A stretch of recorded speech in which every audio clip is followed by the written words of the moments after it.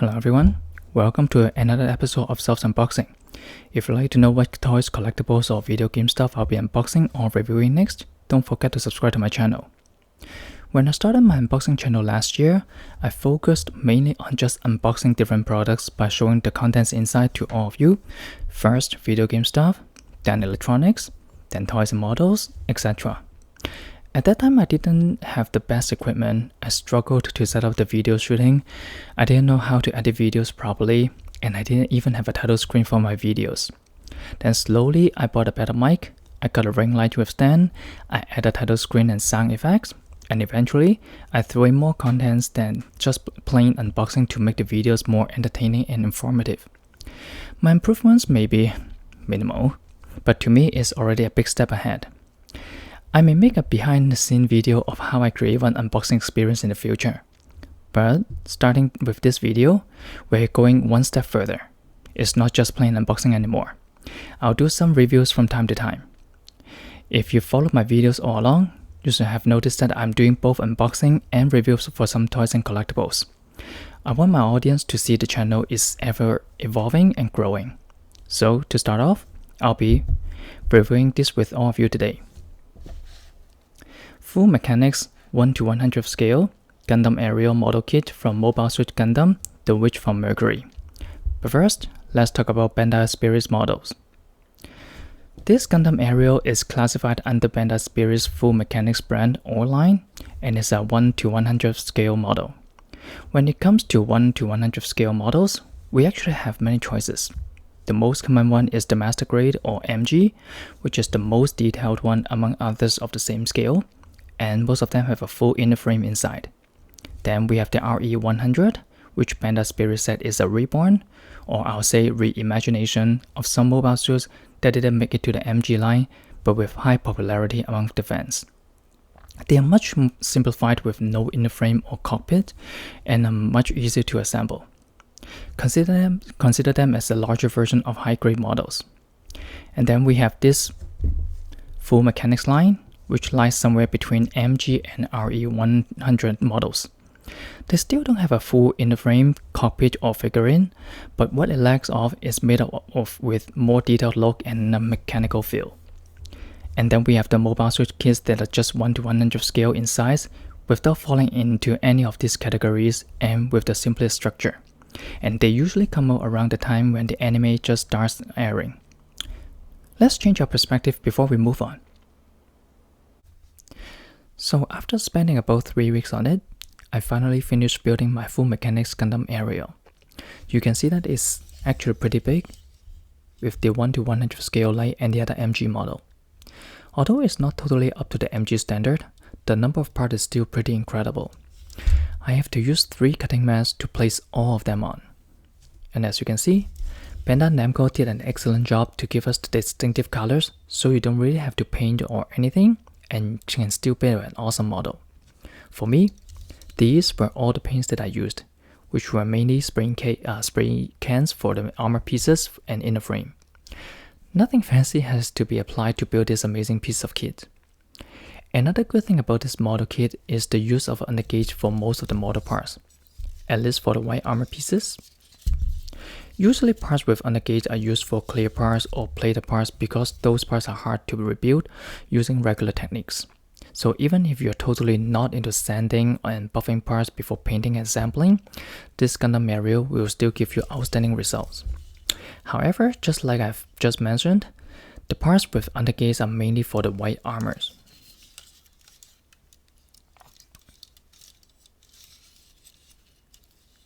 The blue parts, some red parts, and the gray inner frame parts didn't get the same treatment.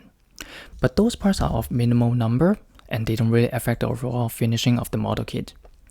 We also have the match score parts in plated red, but clear parts on top are in smoke gray, so it may be hard to see clearly. Still, it's a pretty nice touch of it. Once I fully painted the parts, all I did was put in the panel lines through the armor. Because of the Full Mechanics design, they use panel lines extensively. But simply putting in the panel lines don't really make the kit stand out. So for the past few years, I've made use of the thicker lines and used darker gray to make the model kits a bit more differently. And also the plain white theme is just, well, too plain.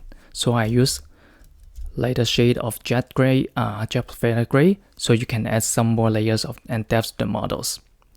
The second last step was to apply the supplied decals and in places in the suggested areas according to the instruction manual before the final assembly.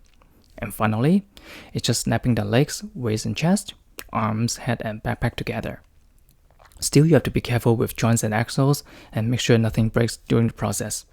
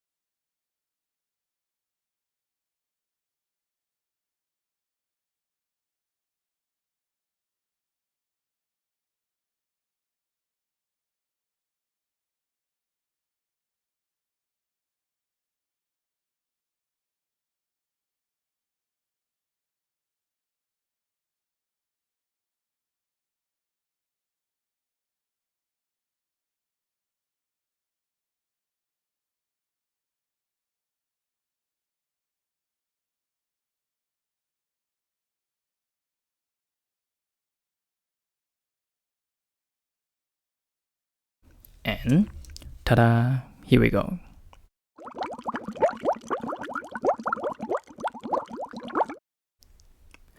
Just a few months ago, we unboxed the Chogokin Gundam Aerial.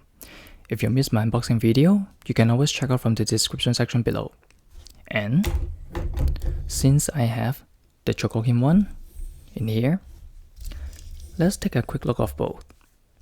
We can see that height-wise, they are very similar because they are both about 1 to 100 scale. Chogokin 1 feels much heavier, thanks to the use of metal parts. Both have similar armaments as well. The beam rifle with the effect parts, as well as the Gunbit's shield. Don't forget that Chogokin Gundam Aerial has the light emitting gimmick for the eyes too, which is something that the Full Mechanics one doesn't have. But like I said earlier, Full Mechanics Gundam Aerial gives us a more mechanical feel with the extensive use of panel lines and slightly different proportion to make it more slender. And when you bend the knees of the Full Mechanics Gundam Aerial,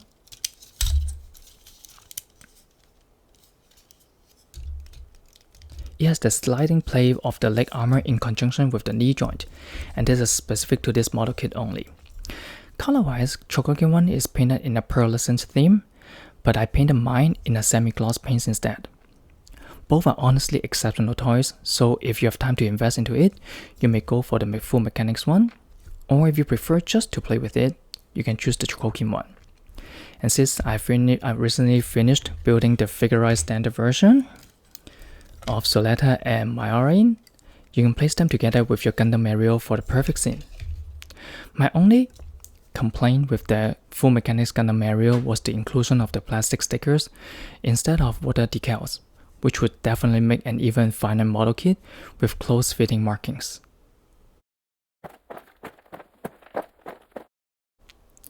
So there you have it. Even if you decide to strict build it, you can still achieve a great result. Or if you prefer to go further, you can paint it in full like mine, or have your own customization. So don't be limited by your own imagination. Will we see the Full Mechanics version of Gundam Aerial Rebuild, or Gundam Caliban, or any MG version of those from the Witch of Mercury? It's hard to tell at this stage, consider the anime is finished after 2 seasons and the model lineup has concluded. But like Iron Blooded Orphans anime, Gundam Barbatos was the only mobile Switch given the MG treatment, with other optional parts released on Premium Bandai as well.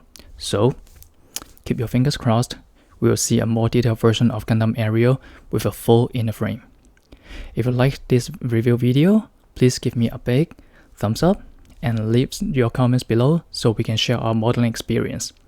Don't forget to stay tuned to see what other items I'll be unboxing or reviewing next. I'll now place the full Mechanix Gundam Aerial on the turntable for all of you to check it out. See you next time.